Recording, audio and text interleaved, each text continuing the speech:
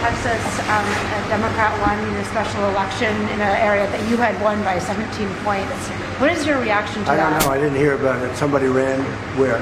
In Texas, a special election for legislative the ninth state Senate seat. I'm not involved in that. That's a local Texas race. Did you endorse the Republican? You mean I won by 17 You did.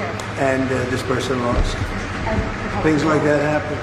Does it worry you about the Well, you don't know whether or not it's transferable. You know, I'm not on the ballot, so you don't know whether or not it's transferable. But It's interesting how whenever Trump is not in an election and it goes really poorly for Republicans, he's just like, what? Huh? I don't, all right. It happens, I guess. But if he's in the election, then he's like, oh, we should probably like storm the Capitol or like try to intimidate a governor and finding more votes. So how bad did the Republicans do in this Texas special election? Pretty bad. That's exactly right. Texas 9, because what happened in Texas 9, it didn't just swing to the left, it took a rocket ship to the left. My goodness gracious, the Texas 9 Senate District election marches. This was a district that Donald Trump won by 17 points in 2024. The Democratic candidate in the special election on Saturday, won it by 14 points. That's an over 30-point shift to the left. Any Republican, unlike Ron DeSantis, who doesn't take this seriously, they should realize that this is very perilous. They ignore this result at their own peril. Ron DeSantis is right to say, hey, special elections can be quirky, but this ain't no quirk. This ain't no quirk. This ain't no Erica Quirk. Shout out to Erica Quirk. Speaking of quirky, let's check in on life of the party, Mike Johnson. And don't be distracted by the light slowly extinguishing behind his eyes, because what he says here is even funnier. We had 3 House Republican candidates who were ahead on Election Day in the last election cycle. And every time a new tranche of ballots came in, they just magically whittled away until their leads were lost. In no series of ballots that were counted after Election Day were our candidates ahead on any of those counts. It looks on its face to be fraudulent. Can I prove that? No, because it happened so far upstream. But we need more confidence in the American people in the election system, and it's essential, and everybody, no matter what party you're in, should agree with that.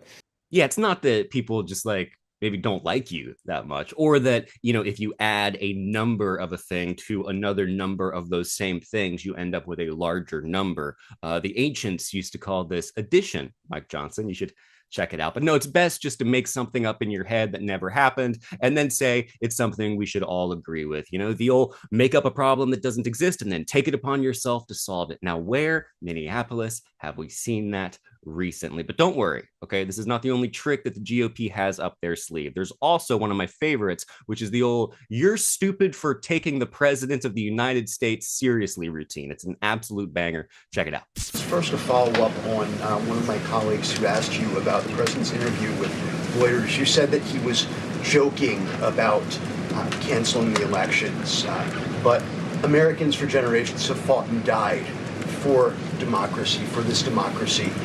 Are you saying that the president finds the idea of canceling elections funny? Andrew, were you in the room? No, you weren't. I was in the room. I heard the conversation, and only someone like you would take that so seriously and pose it as a question in that way.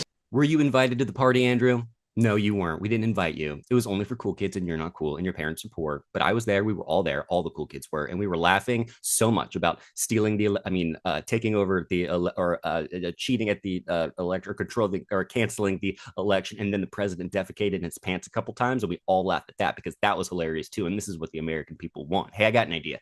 How about we never let any of these people around power ever again? Okay. All right. Sounds pretty good. Because the president, when he says stuff like, oh, we're going to take over the elections, he shouldn't, because he already tried doing that. Also, remember this story from a few weeks ago? I think all those folks who were telling him that when I was there in the first administration are all gone. You have him now surrounded by sycophants who are feeding into these conspiracy theories and doing whatever he wants, as evidenced by his attorney general, Pam Bondi, sending the letter to the Minnesota lawmakers telling them, we'll remove ICE from your state, but only if you hand over your voter rolls.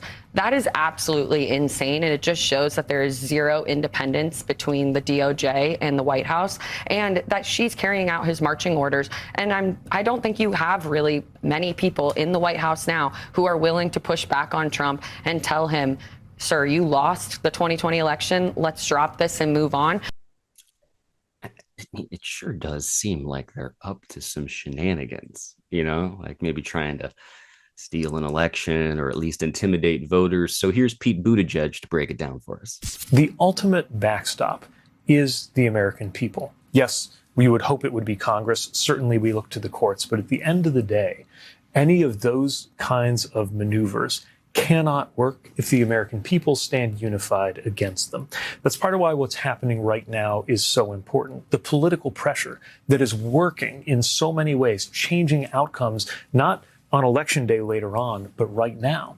We saw some glimmers of it with Republicans defying Trump, a handful of them, of course, but a few of them defying him on the Epstein files. We saw it in Indiana, where, to my amazement, having gone there, worked on it, held rallies to oppose the gerrymandering, I was still amazed when so many elected Republicans joined unified Democrats and said no to the direct demands of President Trump. To me, all of this is an indication that these people know they cannot outrun the will of the people. And that ultimately will be our best defense against anything that he tries to pull as Election Day draws nearer. Personally, I think this is only going to get worse. So now might be a perfect time for you to get involved in your local politics, or just make sure you're registered to vote and that all of the information is up to date. Because I'm going to be honest with you, I don't see the shenanigans ending from this train wreck of an administration anytime soon. And while it's comforting when there's something like this Texas special election, and it's comforting when you see that Trump is underwater on basically every issue, what's not comforting is all the shenanigans. Because shenanigans are what people do when they're up to no good. They start making trouble in your neighborhood's polling center. I don't know about you guys. I feel like we should make some anti-shenanigans laws, but I don't even know if those would work because we already have like the Constitution and the Bill of Rights, and they're shenaniganing all over those things every single day. Are you tired? I'm a little tired, to be quite. It's just that you're being pelted constantly. But the good news is, even though we might be tired, they also seem like they're tired, which puts them in an excellent position to be totally electorally demolished later this year. And then we can start the Nuremberg trials, shenanigan edition. And that, Caroline Levitt, is one party you'll definitely be invited to. So anyway, I'll see you next time, folks. Nuremberg. Were you there? Were you there? That's a crazy question to ask a reporter.